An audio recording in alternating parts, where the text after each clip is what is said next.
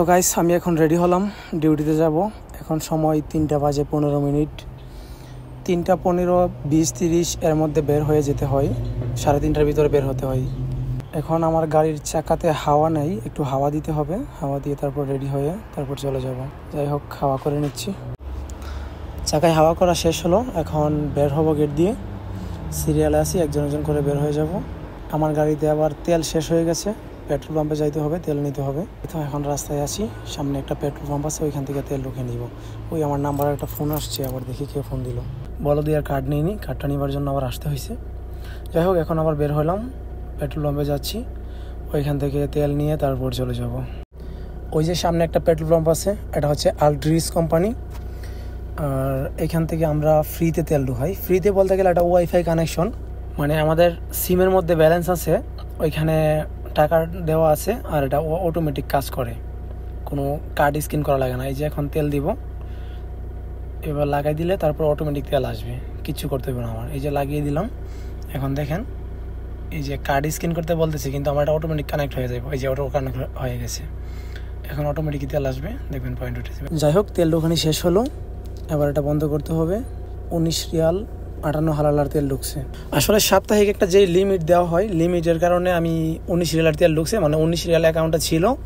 আর যদি বেশি থাকতো তাহলে আমি ট্যাঙ্কি ফুল করে নিতে পারতাম, তবে আজকে না, কালকে আবার ট্যাঙ্কি ফুল করে দেবো, কারণ সাপ্তাহিক যে লিমিট দেওয়া হয়েছে, লিমিট আজকে হয়নি, কালকে হবে, যার কারণে এর বেশি তেল আসে নাই। তো এখন রাস্তায় আছি, চলে যাব। প্রায় এখান থেকে যাইতে হইতে পারে 30 মিনিট লাগতে পারে, আবার 25 মিনিটও লাগতে পারে এরকম। আর এখন যে জায়গাটাতে আছি এটা হচ্ছে স্ক্যান। আর স্ক্যান বলতে বোঝায় যে সরকারি কোয়ার্টার, যে এখানে যত সেনাবাহিনীর লোক আছে সবাই এখানে বসবাস করে, একে বলা হয় স্ক্যান আল খারিজ। তো এই স্ক্যানের আশেপাশে যদি কেউ থাকেন তাহলে অবশ্যই কমেন্ট করে জানাবেন। এদিক দিয়ে এখন সোলাই রোডে 18 নম্বর উঠবো, তারপরে আমি আমার গন্তব্যস্থানে চলে যাবো সোজা। এই দেখুন, এই রাস্তাটা 3 দিকে গেছে, একটা গেছে সোজা, একটা ডানে, একটা বামে। আর আমি ডান দিকেরটা যাব, আর সোজা যেটা গেছে ওটা হচ্ছে এয়ারপোর্ট রোড, আর আমি ডান দিকে চলে যাব, এটা হচ্ছে কুবরি ফাহাস, ওই দিকেও যাবো আর কি, শেখ জাবের তারিখ। এই জায়গাটা অনেকটা রাউন্ড, এটা ঘুইরা আমি মেন রোডে উঠবো। আর এই মুহূর্তে আমার গাড়ির স্পিড আছে প্রায় 100-র মতো। 100 স্পিডে রাইড খাওয়া, এই স্পিডে ঘোরানো যায়। এখন একদম মেন রোডে চলে আসছি, আর এখানে আপাতত 120 স্পিডে চালাচ্ছি গাড়ি। 1 নম্বর রোডে ওইটা গেছিলাম, তো পিছন থেকে যে এই গাড়িটা আমার অনেকক্ষণ জ্বালাইছে। এখন আমার ডান দিক দিয়ে গুইরা সামনে গেছে। যদি আমি ভিডিও করতেছি এর জন্য স্পিডে টানি নাই, নাইলেও আমার খুঁজা পাইতো না। 140 এখন স্পিড আছে, তাও সে আমার আগে এগিয়ে আসছে সামনে। দেখেন, ওই সামনের গাড়িটাকে ধরার জন্য 160-এ টান দিছিলাম, কিন্তু কোনো লাভ হয়নি, কারণ ভিডিও করতেছি, বেশি স্পিডে টানতে পারবো না। আর সেও শালা অনেক চালাক মানুষ, সে আমার সাইড দেয় না। ক্যামেরা খাইলে খাইবো, কিন্তু গাড়ি জুড়ে টানবো, মানে সৌদির আর এরকম একটা অভ্যাস। যাই হোক, আমি আমার কন্ট্রোলে চালাই, দরকার নাই এত আবিজাবি করার, কারণ এই সমস্ত পাগল ছাগল লোকে পাঙ্গা নিতে গেলে পরে নিজে জরিমানা খাইয়া বসে থাকবো। এই মুহূর্তে যে জায়গায় আছি এটা হচ্ছে রিয়াদার স্টেডিয়াম। এইখানে খেলাধুলা করেছেন একসাথে মেসি, নেইমার, এমবাপ্পে, রোনালদো একসাথে। যাই হোক, দিনের বেলা একটা শট নিয়ে আপনাদের দেখাচ্ছি। এই দেখুন, এটা হচ্ছে দিনের বেলার শট, কী অস্থির লাগে। আমি এই জায়গায় এদিক দিয়ে অনেকবার আসা যাওয়া করছি, কিন্তু কোনোদিন ভিতরে যাইতে পারিনি। দেখি সামনে কোনো সময় যেতে পারে কিনা খেলাধুলার সময়। যাই হোক, আমি চলে আসছি আমার গন্তব্যস্থানে। এই যে এই মসজিদের পাশে আমাদের পার্কিংয়ের জায়গা, আর এখন আমি এখানে গাড়ি পার্কিং করব। এই দেখুন, সবাই পার্কিং করে রাখছে, আমিও পার্কিং করলাম। এখন এখানে কতক্ষণ বসে থাকবো, ফজরের নামাজের পরে তারপর বেরিয়ে যাবো। আর আমি আমার কাজে যাওয়ার জন্য লোকেশন বের করে নিচ্ছি। এই যে এই লোকেশনটা, আমি ওইখানে গিয়ে ঘুরবো। হ্যাঁ, নামাজ শেষ, এখন বেরিয়ে যাচ্ছি। আমার যাইতে 7 মিনিট সময় লাগতে পারে ওইখানে।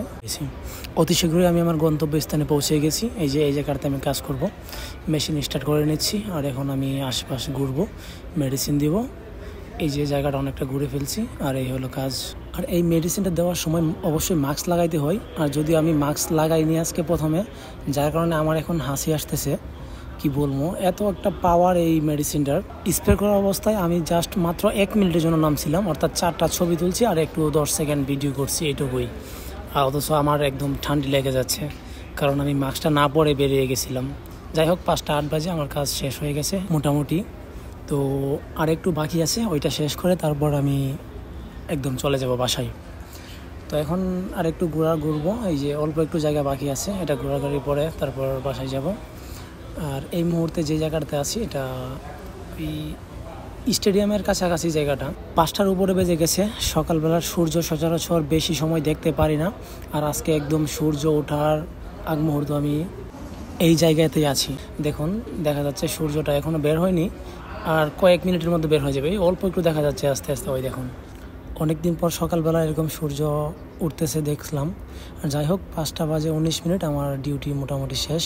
আর এই জায়গাটাতে অবশ্য যাওয়া যাবে না, এখানে রাস্তা বন্ধ করে রাখছে। এই দেখুন রাস্তা বন্ধ, যার কারণে আমার এখানে ডিউটি শেষ। তো এই মুহূর্তে আমি মোদিরে ছবি পাঠিয়ে চলে যাব। আর এখন আবার একটা আমাদের কোম্পানির গাড়ি ধুমা দিয়েও দেখুন, এই যে ধুমা দিয়ে যাচ্ছে। আমি আবার একটু ভিডিও করলাম পিছন দিক থেকে। আর দেখুন এই যে সূর্যটা কি অস্থির সুন্দর লাগে। এখন আমি রওনা হয়ে গেছি বাসার দিকে, বাসায় চলে যাব। তারপর গোসল পানি করে নাস্তা করব, নাস্তা করে ঘুমিয়ে পড়বো। আর বাসায় যাওয়া অবস্থায় এক সিগন্যালের মধ্যে হারাইলাম, এখানে এক স্পেশাল ফটোগ্রাফারের সাথে দেখা হইলো। এই দেখুন স্পেশাল ফটোগ্রাফার 4 দিকে 4টা খাড়ায় আছে।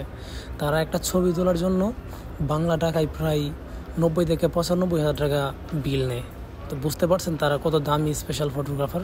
আবার কি ফটোটা আপনার মেইল করে পাঠিয়ে দিব। তো যাই হোক, এসব ফটোগ্রাফার থেকে একটু সাবধানে থাকবেন যত সম্ভব।